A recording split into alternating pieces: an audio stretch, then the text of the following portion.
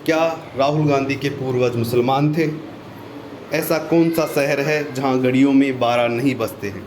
Bank locker से कीमती सामान अगर चोरी हो जाए तो उसका भुगतान कौन करता है? इन सारे सवालों का जवाब इस वीडियो के अंदर मिलेगा आपको। तो इस वीडियो को बिल्कुल भी ना छोड़ें, इस वीडियो को पूरा देखें। और इस वीडियो को अच्छा लगे तो लाइक ज़रूर करें और इस चैनल को सब्सक्राइब करना ना भूलें यदि आप इस चैनल पर नए हैं तो बेल नोटिफिकेशन भी दबाना ना भूलें। चलिए शुरू करते हैं। सबसे पहले हम बात करते हैं कि राहुल गांधी के बारे में। राहुल गांधी को तो आप सब जानते हो, कांग्रेस के राष्ट्रीय अध्यक्ष हैं, सोनिया गांधी के बेटे हैं। तो जो राहुल गांधी के दादाजी थे फिरोज़ गांधी जी, राहुल गांधी के दादाजी कौन थे?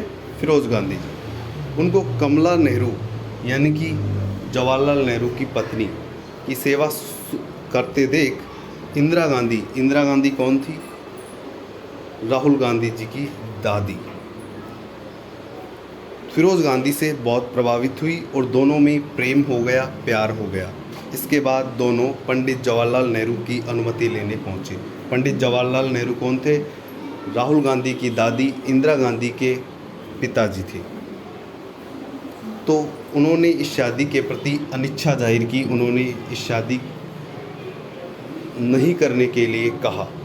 जब ये बात महात्मा गांधी को पता चली तो उन्होंने पंडित जवाहरलाल नेहरू को इंदिरा गांधी और फिरोज़ गांधी को साथ लेकर के बुलाया और नेहरू जी से पूछा कि फिरोज़ गांधी को मैं अपना पुत्र मानता हूँ और मैं इसे अपना गांधी उपनाम देता हूँ। क्या मेरे पुत्र के लिए अपनी पुत्री का हाथ दोगे? इस पर नेहरू जी के पास इसका कोई जवाब नहीं रहा। तब उन्होंने अपनी पुत्री इंदिरा की शादी फिरोज़ के साथ कर दी।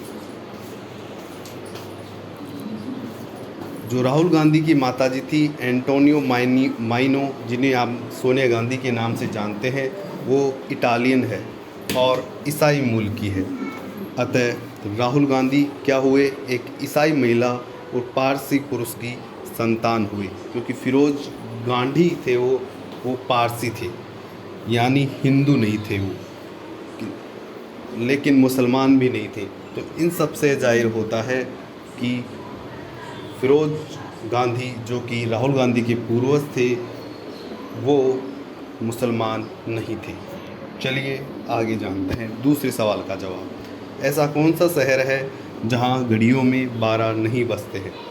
स्विट्ज़रलैंड ये एक ऐसा देश है, इसका एक शहर है सोलोथर्न शहर, जहां के लोग 11 नंबर के पीछे बहुत ज़्यादा पागल हैं। वो इतने पागल हैं कि उन्होंने अपनी घड़ियों के लिए में 12 नंबर रखा ही नहीं। इस शहर में ज़्यादातर चीज़ों को 11 नंबर से के रूप में देखा जाता है। यहाँ के चाहे पुराने झरने हो, चाहे संग्रहालय हो, चाहे टावर हो, उसमें 11 नंबर ही है लिखा हुआ है। यहाँ तक कि यहाँ के प्रमुख चर्चों में भी 11 नंबर का काफ़ी महत्व दिखाई देता है। ऐसा इसलिए है कि चर्च को बनाने में 11 साल लगे थे और इस चर्च के 11 दरवाजे हैं, 11 ही खिड़कियाँ हैं। और ख़ास बात यह है कि शहर का जन्मदिन भी 11 तारीख को ही मनाया जाता है। इसके बारे में ये और कहावत प्रसिद्ध है कि जो सोलोथर्न शहर था स्विट्ज़रलैंड का, वहाँ के लोग बहुत मेहनत किया करते थे, बहुत परिश्रम किया करते थे, लेकिन फिर भी वो अपने जीवन से नाखुश थे।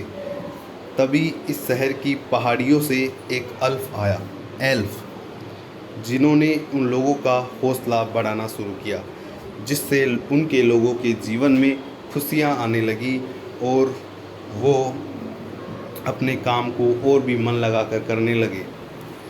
कहानियों में ये कहा जाता है कि जो एल्फ है उसके पास अलौकिक शक्तियाँ थी और इसका अर्थ 11 होता है। इसलिए सोलोथर्न के लोगों ने हर काम को 11 से जोड़ना शुरू कर दिया।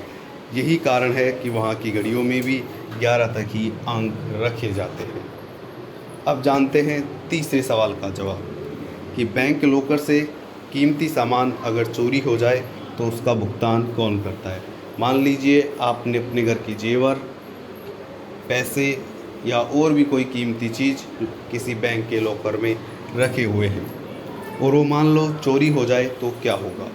तो किसी भी बैंक का जब आप लॉकर लेते हैं तो आपके और बैंक के बीच में एक एग्रीमेंट साइन होता है। उस एग्रीमेंट में ये लिखा होता है कि बैंक में यदि कोई डकैती हो जाए, चोरी हो जाए, आग लग जाए या कोई भी आपदा आ जाए तो इस स्थिति में बैंक की कोई जिम्मेदारी नहीं होगी। तो इसका मतलब क्या हुआ कि कोई भी चोरी डकैती होने पर बैंक जिम्मेदार नहीं होगा, क्योंकि लॉकर में ग्राहक जो कुछ भी रखता है वह अपनी जिम्मेदारी पर रखता है।